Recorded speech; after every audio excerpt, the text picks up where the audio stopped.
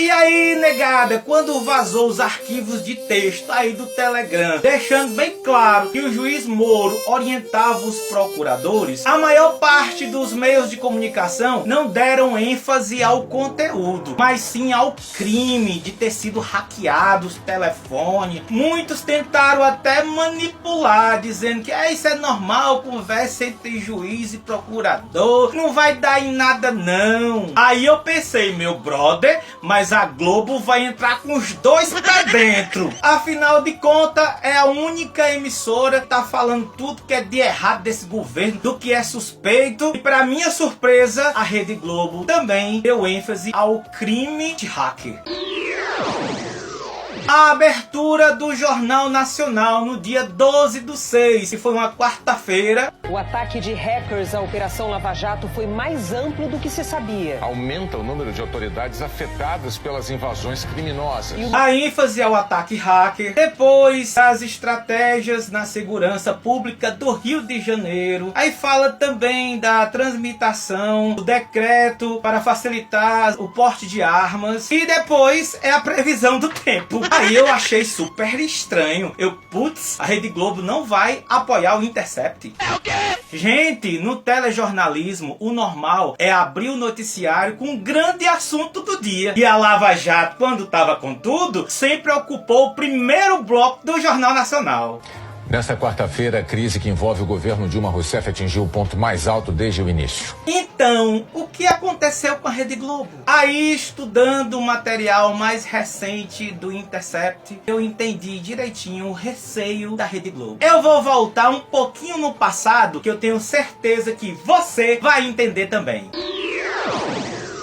No dia 10 de maio de 2017, Lula vai a Curitiba para prestar depoimento sobre o triplex. Naquela quarta-feira, o ex-presidente e o ex-juiz ficaram frente a frente. A conversa demorou mais de 4 horas e começou com o ex-juiz Moro dizendo que não tinha nada, não era nada pessoal contra o presidente Lula. Além disso, senhor presidente, eu queria deixar claro que, em que pese algumas alegações nesse sentido, da minha parte eu não tenho qualquer desavença pessoal em relação ao senhor ex-presidente, certo?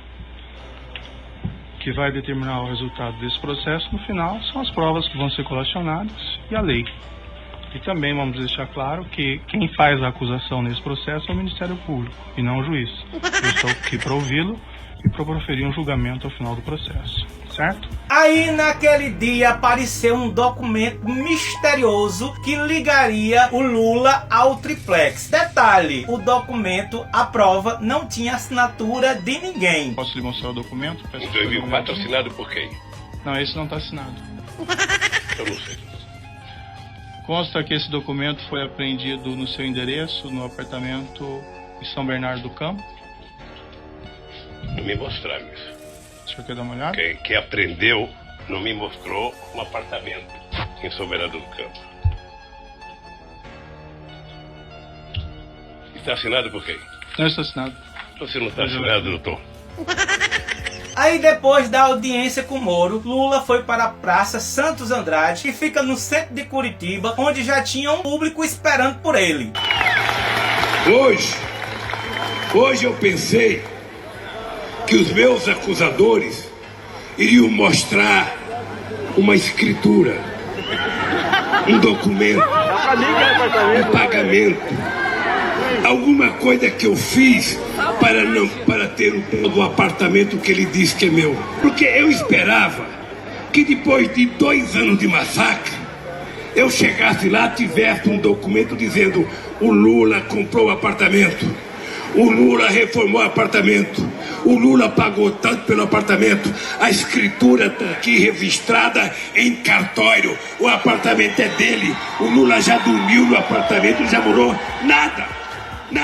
Negada, Moro assistiu isso aí. E hoje, graças aos arquivos da Intercept, a gente sabe exatamente como foi o coraçãozinho de Moro ao ver esse showzinho de Lula e da defesa. Aí, por volta das 10 horas da noite do mesmo dia, Moro fala com o procurador Carlos Santos Lima. E aí ele diz: talvez vocês devessem amanhã editar uma nota esclarecendo as contradições do depoimento com o resto das provas, ou com o depoimento anterior, porque a defesa já fez o showzinho dela. Aí o Santos Lima responde: podemos fazer, vou conversar com o pessoal. Aí está bem claro que Moro não só orientava os acusadores passo a passo o que eles tinham que fazer, ele também mandava na comunicação do Ministério Público Federal, e fazia de um jeito que a assessoria da comunicação do Ministério Público fizesse de tudo para defendê-lo. Mas defender e proteger de quê, Jota? Negada, a audiência dele de 4 horas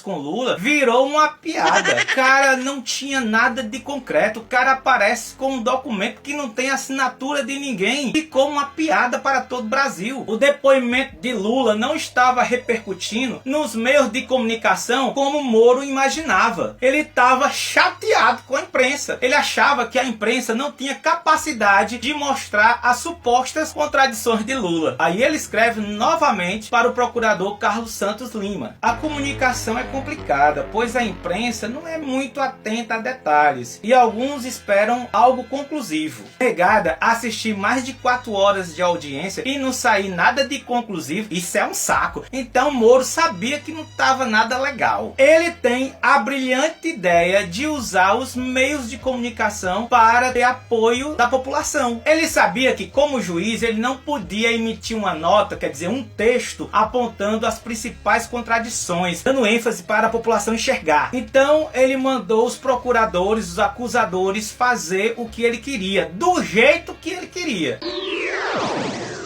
Aí ele fez uma manobra para que os acusadores, quer dizer, os procuradores, fizessem o que ele queria, exatamente do jeito que ele queria. Aí é por isso que ele manda os procuradores emitirem uma nota mostrando as contradições que ele não podia se meter. Aí o procurador Carlos Santos Lima vai falar com a assessoria de imprensa do Ministério Público. Aí ele vai lá no grupo e diz assim: será que não dá para arranjar uma entrevista com alguém da Globo em Recife amanhã sobre a audiência de hoje? Aí um assessor fala: possível é, só não sei se vale a pena. E todos os jornalistas que já estão aqui, que já pediram entrevista? Aí o outro assessor fala: mas doutor, qual é o motivo? Qual é a necessidade na realidade? Aí o Carlos Lima diz: é apenas uma demanda. Sem saber quem estava mandando emitir essa nota, os assessores estavam confusos, pois sabiam que o inquérito não estava concluído e o Ministério Público nunca tinha tido esse costume, esse hábito de ficar emitindo nota com a intenção de influenciar a televisão. Um dos assessores chega a comentar lá no Telegram que ia ficar muito na cara que a procuradoria ia querer influenciar o juiz e a televisão. Bichinho, nem imaginava que quem estava fazendo todo esse teatro era o próprio juiz. Aí o assessor escreve: o povo vai perceber a mudança de posicionamento e questionar. Na minha visão, é como se estivesse emitindo uma opinião sobre o caso, sem ele ter sido concluído, e abrir brecha para dizer que estão querendo influenciar o juiz. Aí vão dizer que a gente está levando para o lado político. A imprensa sabe disso. E já sabem que os procuradores não falam em audiência geralmente. Mudar a postura vai levantar a bola para outros questionamentos. Por que resolveram falar disso agora? Porque é um ex-presidente? Vão dizer que é perseguição. É o que a defesa já fez e faz. Gente, fazer isso pode ser um tiro no pé. Apesar do alerta bem fundamentado do assessor X, o Intercept revela que procuradores e assessores tiveram intensos diálogos para preparar o texto, a nota para o dia 11. Lembre-se, o showzinho do Lula foi dia 10. Eles queriam preparar para o dia 11. O objetivo da nota: apontar tais contradições de Lula e não queimar o Ministério Público.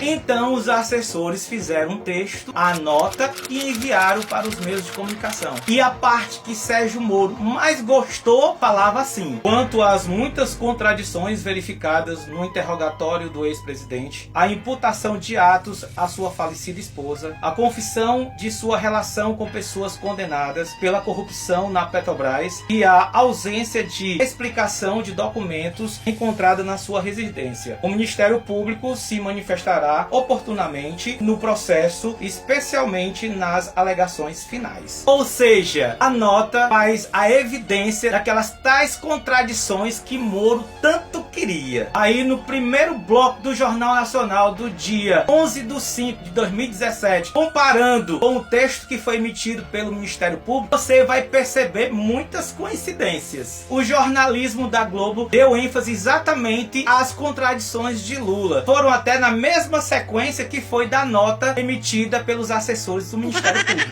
Sérgio Moro também fez perguntas sobre o mensalão e apontou uma contradição de Lula. Então, se Moro não gostou do Jornal Nacional do dia 10/5, no dia 11/5, menino, ficou do jeitinho que ele queria. O Jornal Nacional selecionou partes do depoimento e colocou tudo no primeiro bloco do Jornal Nacional. Durou mais de 20 minutos. A assessora de imprensa da Lava Jato, Cristiane Machiavelli, quando foi entrevistada pela Intercept, disse com todas as palavras: a imprensa comprava de tudo. Quer dizer, o jornalismo praticado na TV aberta baseava toda a cobertura da Lava Jato no material que era mandado justamente pela assessoria do Ministério Público Federal. Desde quem estava manipulando isso aí era o juiz Moro. Então, tudo que foi manipulado pela Lava Jato foi um plano de poder para colocar Bolsonaro na presidência e Moro como ministro.